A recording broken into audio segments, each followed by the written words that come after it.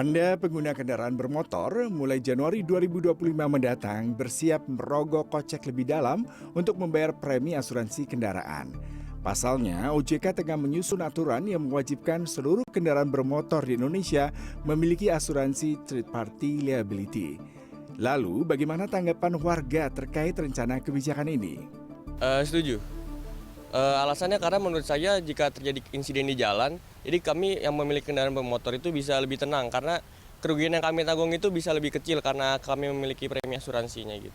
Nah, itu peruntukannya apakah lebih banyak menguntungkan kita sebagai pengendara atau si perusahaan asuransi ya, harus dilihat lagi karena kan saya belum terinfo mengenai hal ini ya, benar-benar asing gitu loh. Saya baru dengar. Tapi sejauh ini sih saya setuju aja. Karena kan dengan asuransi yang ditanggung begitu kan, jadi kita udah nggak khawatir lagi gitu. Enggak sih, pribadi enggak keberatan. Kenapa alasannya? Padahal akhirnya harus mengeluarkan uang nih.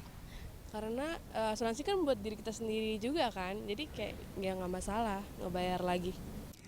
Dengan aturan ini, korban kecelakaan lalu lintas termasuk kendaraannya akan mendapatkan penggantian material atau santunan dari asuransi. Saat ini asuransi yang mencakup third party liability bersifat sukarela. Biasanya pihak leasing juga mewajibkan asuransi ini saat pembelian kendaraan baru.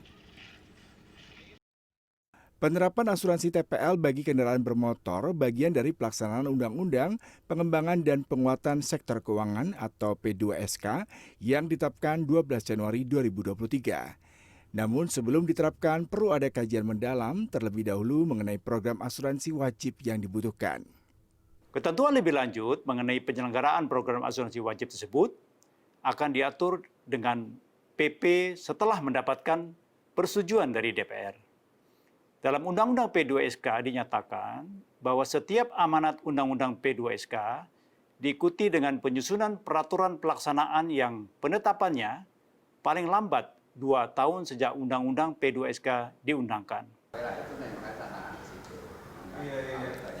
Namun pengajar Universitas Trisakti Trubus Radiansa berpendapat aturan tersebut tidak berpihak bagi masyarakat berpenghasilan rendah. Asuransi yang awalnya hanya opsional kini seakan menjadi kewajiban. Beban masyarakat bertambah dengan membayar premi asuransi di saat harga kebutuhan melonjak. Kebijakan pemerintah ini nanti akan sangat memberatkan masyarakat, khususnya adalah masyarakat MPR berpenghasilan rendah.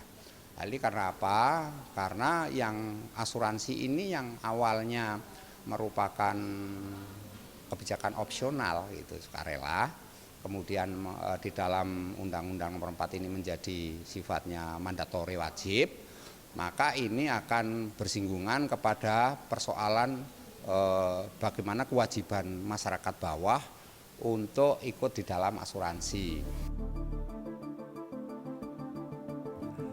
Sementara Jongki Sugiarto, Ketua Satu Gaikindo menilai skema asuransi kendaraan bermotor lebih tepat diberlakukan kepada para pembeli kendaraan secara tunai, mengingat asuransi sudah termasuk di dalam pembelian kredit.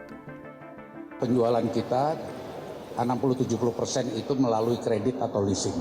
Dan biasanya semua transaksi kredit atau leasing itu mobilnya harus diasuransikan. Jadi sebetulnya sudah tercover, jadi mobil yang ada di jalan sekarang pun sudah ada asuransinya. Kalau yang kredit, coba cek. Motor pun kalau kredit pakai asuransi kan? Ya udah. Jadi sebetulnya kan tidak terlalu signifikan nanti. Tinggal sisa 40% tadi yang bayar cash itu yang diwajibkan asuransi misalnya kalau peraturannya terbit. Dan ya perlu kita kembali lagi yang bisa bayar cash itu kan punya duit. Di sisi lain, penetapan asuransi yang sifatnya sukarela menjadi wajib akan menimbulkan resistensi di masyarakat.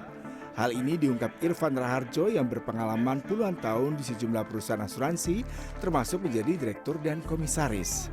Ia mengatakan asuransi kendaraan yang terkesan wajib justru membebani warga. Pemerintah hingga kini juga belum menjelaskan skema asuransi kendaraan dan benefit yang akan diterima masyarakat. Nah sekarang kalau kita mau berlakukan itu menjadi wajib, tentu menjadi beban bagi masyarakat. Untuk itu harus ada batas maksimal yang harus dibangunkan dan kami sarankan diusahakan seminimal mungkin sehingga tidak menjadi beban bagi masyarakat. Katakanlah tanggung jawab itu hanya misalnya sampai nilai 1 juta atau 5 juta saja. Dan perlu diingat bahwa tanggung jawab hukum itu tidak serta-merta pemilik kendaraan yang mempunyai asuransi pihak ketiga itu lantas bisa mengakui setiap ketabrakan atau kecelakaan itu menjadi tanggung jawabnya sehingga bisa dilimpahkan kepada asuransi. Ini yang perlu diperhatikan. Rencananya, pemerintah tengah menyiapkan aturan turunan dari Undang-Undang P2SK tersebut. Diharapkan peraturan pemerintah terkait asuransi wajib itu sesuai undang-undang paling lambat 2 tahun. Tekstur. Rencananya, pemerintah tengah menyiapkan aturan turunan dari Undang-Undang P2SK tersebut dan diharapkan peraturan pemerintah terkait asuransi wajib itu sesuai undang-undang paling lambat 2 tahun sejak P2SK. Artinya, Januari 2025 setiap kendaraan harus ada TPL. Yudi Yudawan, Muhammad Wahyudi, Jakarta.